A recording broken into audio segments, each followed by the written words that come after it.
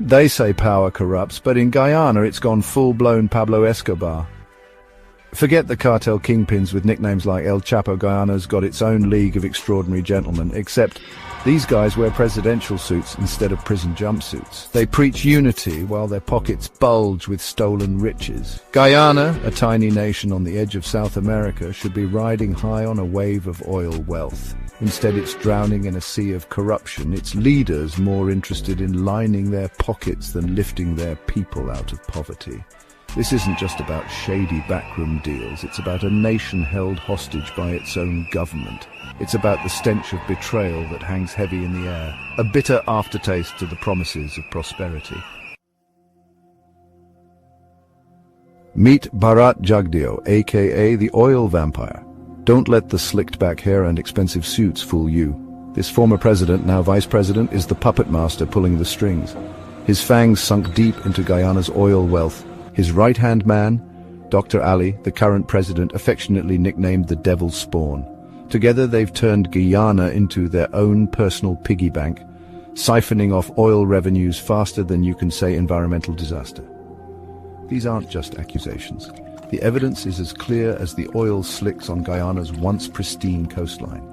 We're talking secret deals with foreign oil companies, inflated contracts, and enough offshore bank accounts to make a Swiss banker blush. Think Colombia in the 80s, but with a Caribbean twist. Oil isn't the only thing flowing freely in Guyana. Cocaine, that other white gold, is smuggled out with the efficiency of a well-oiled, pun-intended, machine. Shipments leave under the cover of darkness, hidden amongst legitimate exports. Corrupt officials look the other way, their palms greased with blood money. And then there's the gold. Used to money launder, cocaine proceeds. Guyana's gold reserves are legendary, but instead of benefiting the people, they're being plundered to fund lavish lifestyles and shady business deals. It's a modern-day gold rush, but the only ones striking it rich are the corrupt elite. Here's the kicker. Guyana is swimming in oil money, yet 1/3 of its economy is supported by cocaine. Through narco shipments and money laundering, the country is a giant industrial laundromat. Its GDP is skyrocketing, but you wouldn't know it from looking at the streets. Hospitals crumble, schools lack basic supplies, and poverty is rampant. But President Ali and Vice President Jagdeo are pocketing money from the suffering of Guyana's citizens and addictions of cocaine users abroad. It's a tale of two Guyanas, one for the obscenely wealthy, the other for everyone else. The disparity is staggering, a slap in the face to the hard-working people who see their country's wealth vanish into thin air. The irony is sickening. A nation blessed with abundant resources is crippled by the greed of its leaders. It's like winning the lottery and then having your ticket stolen by the guy who sold it to you.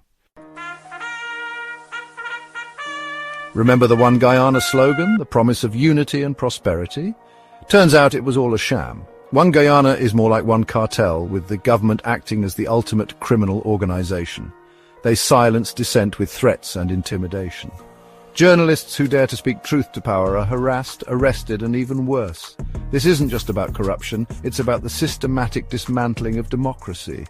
It's about turning a blind eye to the suffering of millions for the benefit of a select few. The world is finally starting to notice. International organizations are raising concerns, but it's not enough.